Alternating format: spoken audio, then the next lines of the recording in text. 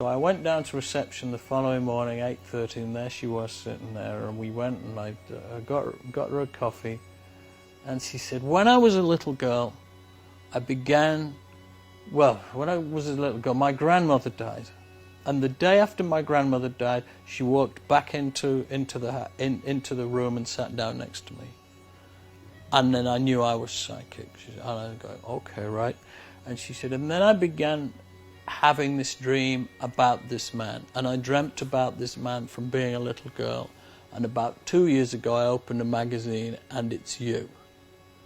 And I went, okay, I see. And she said it had such a profound effect on me that it made me ill and I had to go to hospital, and that's why my friends started contacting your office, because so stuff like that is very, very strange indeed, and she told me things about myself that not many people could know. She said, you know, you have trouble with your breathing, don't you sometimes? I said, well, yes. She said, you don't like cats, do you? I said, well, no, not particularly. And she said, when you move around the world, I can feel you move, I know where you are.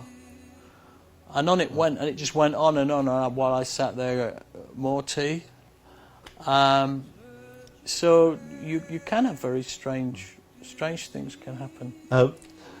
Steve, I'd like to explore, if I may, what's it like to be a rock star, a famous musician, but rather the side that the fans don't really see.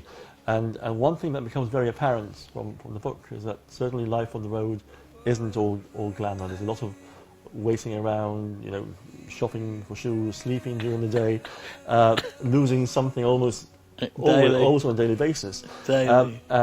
Touring the world can be a lonely business, can't it? Oh yeah, no, it's very lonely, and it carries with it a whole lot of guilt, because you think, I should be at home, I should be with my family, you know, I wonder if my little boy learned to tie his shoelaces today, I wonder if my little girl won a certificate today at school, and you know, and you feel rotten that you're not there. So there's a constant, you know, you carry a bag of guilt around with you all the time. At the start of the book, you mention your ex-wife, Sue, and you thank her, if I may quote, for loving and trusting me until she no longer could, which I think is a beautiful but very telling line. And elsewhere, you write about returning from touring and being, again, a quote, being home for good, and we can try once again to fill the space that opens up between us. I suppose what I'm trying to say is that touring does very easily take its toll on family life and relationships. Absolutely. If you're an absentee partner in any kind of relationship, then the person you leave behind, they also have to work out how to live alone. Or you know, in Sue's case, it was she was living with two small children. She was bringing 2 children up with me being away a lot of the time, and if I was away for 4 weeks, then she had to work out how to function spiritually as well as practically in my absence, and so she would, as anybody would, she would eventually work out how to do that. And then when I returned, that would mess with it, you know, and so then I'm back. But I would come back off tour expecting some kind of fanfare at the gate. Darling, you're home.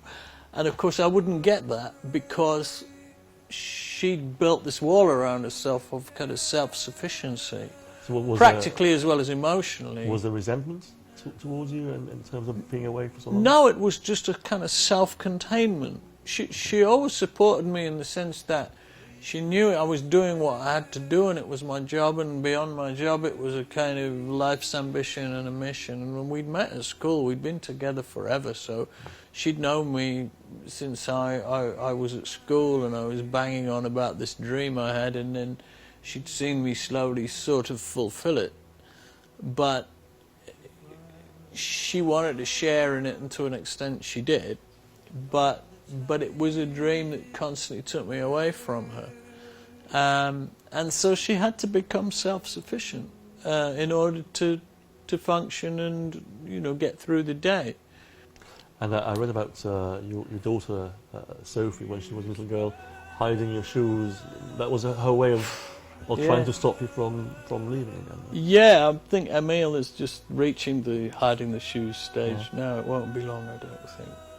But you know, it's difficult for your children when you're so close to them while you're together, and then you know you turn around and clear off, and they don't really understand. I think kids don't understand that it's not their fault. You know, everything, not just going away. You know, when your marriage breaks down, kids think this is my fault, and that's the first thing they think. That they go looking for. Well, maybe it's something I did. I think that's why it's so hard on children when people split up. I mean, you mentioned Emile, your young boy, and you're in a new relationship now with lovely Lynetta. Is there a different way of doing things to make sure that perhaps what happened in the past doesn't reoccur? Yeah, there is. There are lots of different ways. I mean, obviously you live and learn. Also, I'm at an age now where I want different things to what I wanted when I was younger. I'm perhaps a little more sanguine about, you know, if I receive attention and, you know, hey, you're great, I go, well, that's lovely, thank you very much, you know, and that, there's no part of me that believes it anymore. So my feet are nailed a bit firmer to the ground than perhaps they used to be. And also we've learnt over the years that you've got to place an absolute maximum of 4 weeks of being away. Beyond 4 weeks, you really are in the quicksand. That leads me very nicely onto the last section of the interview, which is the future. And none of us are getting any younger. You must be at least, 42, 43 by now? At least. At least, at the very least. You mentioned touring getting harder. What about the actual performance elements of it? I mean, last year you performed the whole of the Brave album, which is a very intricate piece of work. A lot of energy goes into it. Can you realistically see that sort of involvement continuing far ahead into the future?